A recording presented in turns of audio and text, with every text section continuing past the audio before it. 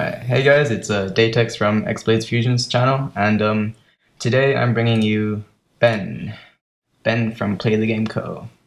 Hello. So, Ben, You got questions for me? yes, I have questions for you. Okay, let's do it. Yeah. Alright, so the first question that I have is, what do you love so much about games such as Call of Duty Zombies?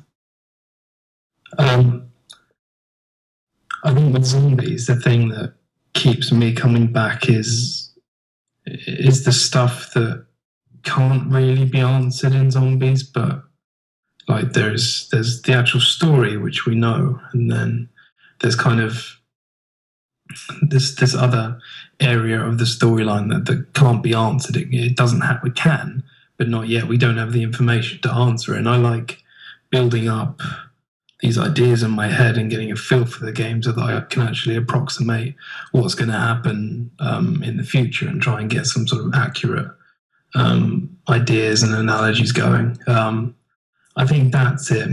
Definitely more so than the kind of horde-based game that it is. I think the storyline is what keeps me kind of kicking and screaming.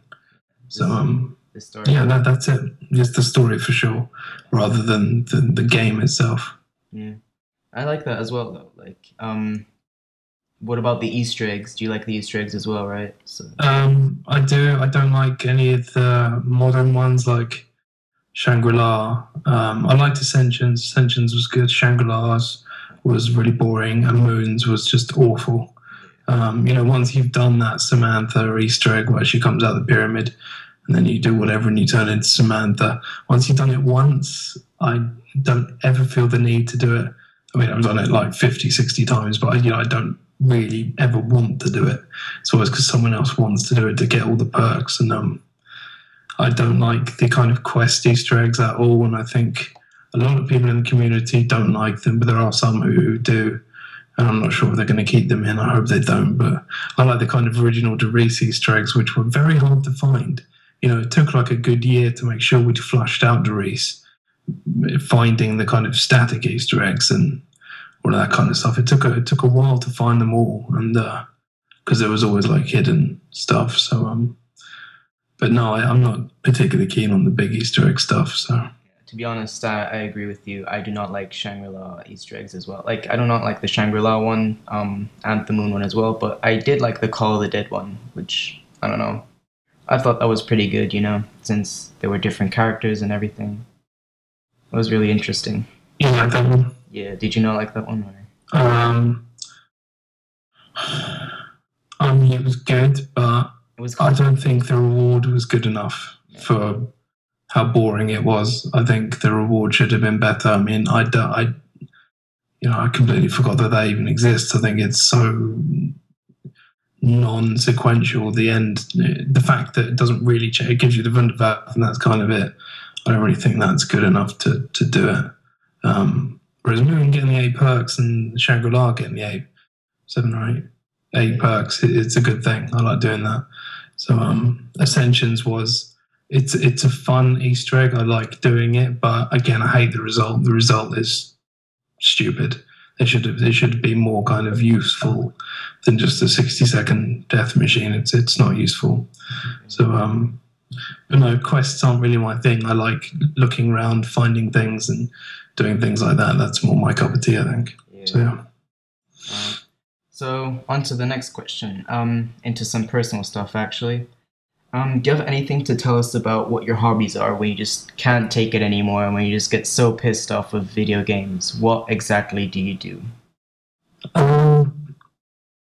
That's a good question, because like right now I've just come off of round 72 on Moon. It's been a 2.5 day on and off thing that I'm doing. I'm trying to find out if something happens at a particular round, and I've just had to turn it off because the computer's too loud to do this interview, and I've got to do a voiceover in a bit as well, so I've had to turn it off, unfortunately. But what do I do in the downtime? Music is a big thing, and obviously I have family life. I have a wife now and house, so I have to do things like gardening and shopping and things like that. And but music's good. Tomorrow I'm back in the studio. We're writing a a song for Black Ops 2 called Future Proof, which will be out this week, I would have thought. I think this is the first time I've ever mentioned that, but that's really good. Because I released Zombies, my album, and then kind of wanted more. Because Zombies, can I talk about that briefly? Yeah. Zombies. Go ahead. Zombies was kind of something that's taken 2 years in total. It hasn't taken 2 years to do it. It's taken about 6 months, but it's been about 2 years from start to finish. And even up till about 3 or 4 weeks ago, I was still working on those songs, and then as soon as it was done and sent off to the mastering, I kind of wanted to do something else. So I started working on an orchestral thing for Black Ops 2, working with the London Symphony Orchestra, but I haven't actually been in there yet, but I'm learning to score things, I know how to write classical music, but scoring for different instruments is different, and that's quite difficult. And I want to make a proper orchestral album, like 8-9 tracks of quite long orchestral tracks to play, doing whatever basically, and have them license free. And they might even be free, I don't want to sell them, but doing little projects like that after I've just had 2 years of doing Zombies, and now tomorrow I'll be back in the studio and having these little things to kind of take my mind off what is my job basically, then that's quite nice. So music's the big one, but other than that, spending time with my wife. I don't really watch TV and all that, but I don't watch TV at all actually, but I'm not very good at any of that. But that's it. Normal stuff, basically normal lifestyle stuff. That's it. That's really good. So another thing about music real quickly before we move on to Zombies. What kind of music are you most into? Like the music that you make, obviously. Like, I mean, you wouldn't, make a dubstep song if it's not, your favorite genre. But yeah, tell me about that. My favorite music and then dubstep, right? Okay. First of all, I like dubstep. I think some of it takes skill. I'm not into the kind of more chilled out dubstep. I'm not.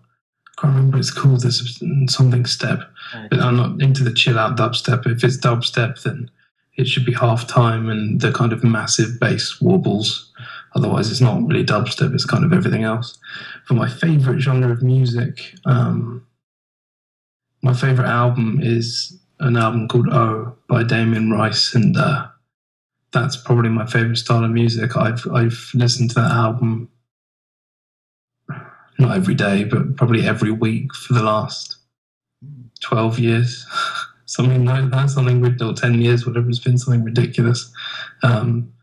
It's incredible, and that kind of music is very kind of mellow, acoustic, but it's got the way he writes music is so clever, and he hides things in his songs as well. I mean, I didn't make up the idea of hiding Easter eggs in your songs, but no, they're nothing to do with Zombies. But I like the kind of songs that you have to think about, which doesn't really happen, because normally songs, at least in the mainstream, are very cut and dry. They're very poppy and have big hooks and then big riffs, or just repetitive fucking nonsense again and again and again, which drives me mad. But actually to spend time planning a song and really writing it well takes a lot of doing. And there are people, there seemed to have been a big thing recently with Linkin Park's new album, and I thought it was one of the worst albums I've ever heard. And I like Linkin Park to an extent. I liked their earlier stuff, but I've subsequently found out that Hybrid Theory and things like Meteora weren't actually written by Linkin Park, but the producers that they worked with wrote it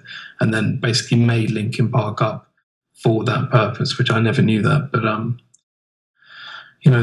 I liked that kind of music as well. And obviously I write metal music and I write heavy rock music and new metal music, but I prefer listening to kind of easier stuff because, again, that's what I do.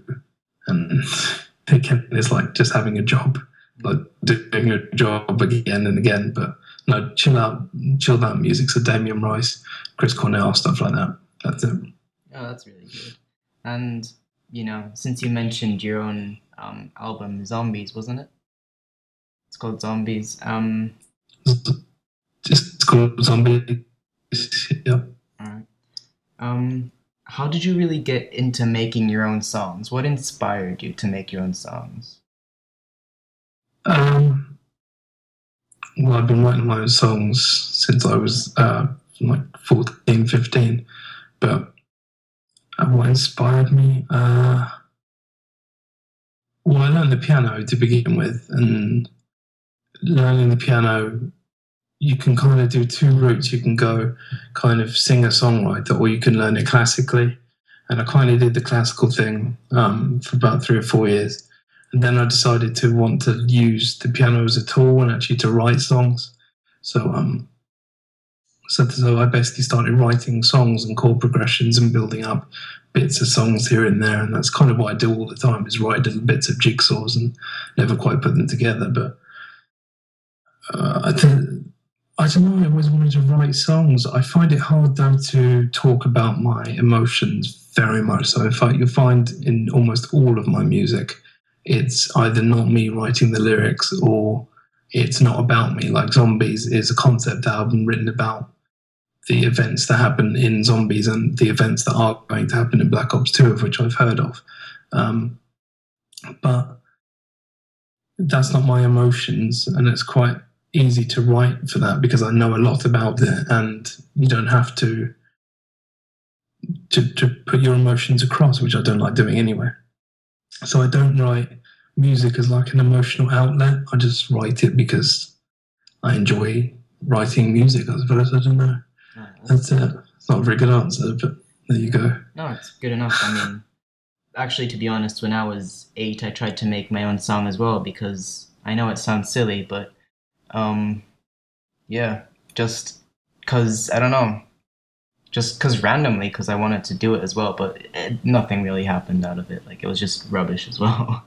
But I mean, I'm like, I'm really happy that you actually make, good music as well. Like, You think it's good music? I Good. like it. I like think it. it's good I music. really like it, actually. That's good. At least someone does. Yeah.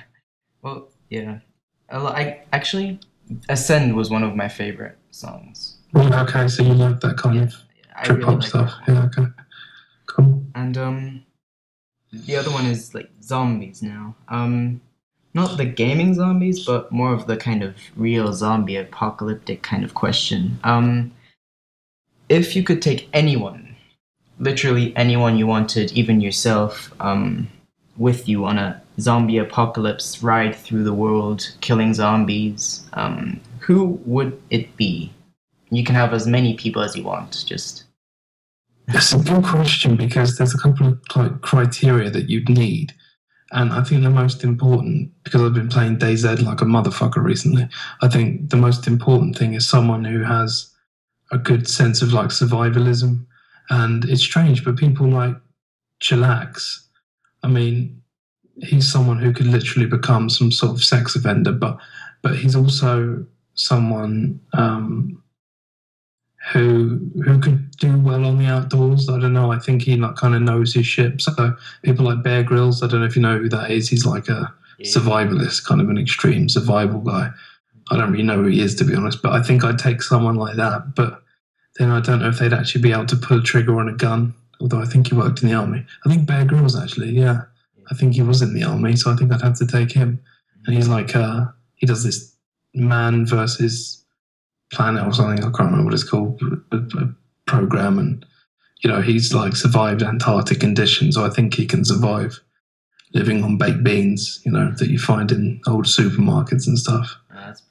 So someone like a survivalist rather than like Jean-Claude Van Damme, because he's going to run out of ammo eventually. yeah. So you've got to think on your feet.